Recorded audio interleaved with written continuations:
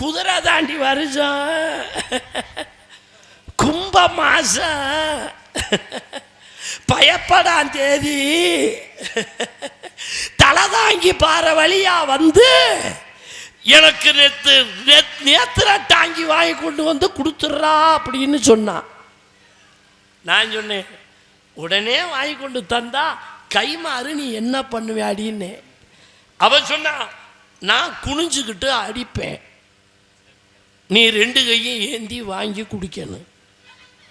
நான் குனிஞ்சுக்கிட்டு அடிப்பேன், நீ 2 கையும் ஏந்தி வாங்கி குடிக்கணும்னா நான் வாங்கி கொண்டு வந்து அவள்கிட்ட கொடுத்தேன். அவ குனிஞ்சுக்கிட்டு அடிச்சா, நான் 2 கையும் வாங்கி குடித்தேன். உப்பு வைக்க முடியலை வாயில, காரி துப்பிட்டேன். இவ்வளவு பேச்சு பேச்சிருக்கே பெருமாள் ராசு. ஒரு மேடையில பேச தெரியாதா? மேடையில நாகரி என்னைய மட்டும் சொன்ன சொல்ல முடியாது. அப்புறம் என்ன மயிருக்கு வந்த? வெள்ளச்சாமி படிச்ச அளவுக்கு நான் படிக்கல. சொல்லிட்டு போங்க. இவர் கேட்ட கேள்விக்கு எனக்கு உண்மையாவே பதில் தெரியாது.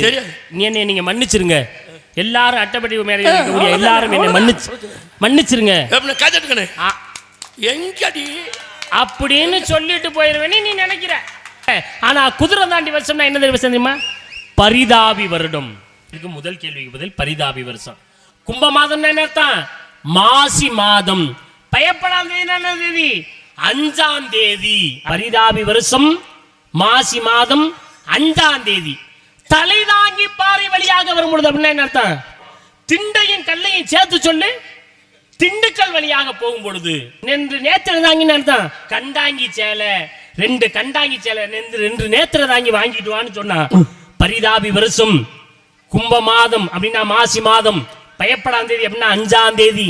தலை தாங்கி பாறைவின்னா திண்டுக்கல்லியா வரும்பொழுது 2 கண்டாங்கி சேலை வாங்கிட்டு வாடா, உன்னை நான் கல்யாணம் பண்ணிக்கிறேன்னு உன்ட்ட சொல்லிவிட்டா, நீ நேர போற, திண்டுக்கல் வழியா போற, 2 கண்டாங்கி சேலை வாங்கிட்டு வர்ற, கொண்டு வந்து கொடுத்துட்ட. நீ கேட்ட கேள்விக்கு இதுதான் பதில். உண்மை. நீங்க இருந்து வாங்கிட்டு வர்ற, களைப்பா வர்ற, வந்த உடனே சேலையை கொடுக்குற, சேலையை கொடுத்தோம்னா தண்ணி தவிக்குதுன்னு சொல்ற.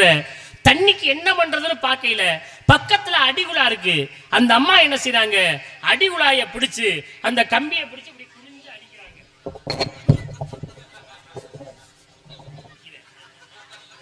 அடிகுழாயில அடிக்க, வாங்கி குடிக்க. சரியா இருக்கா? யாத்தா காப்பாத்திருக்காத்தா? அடிகுழாயா? அது என்னன்னா, நீ அது போர் போட்டானா உப்பு தண்ணியா இருந்திருக்கு, அதனால நீ அதை குடிக்கல, விட்டுட்ட. அதுதான் நடந்தது. உப்பு தண்ணியா? ஆமா.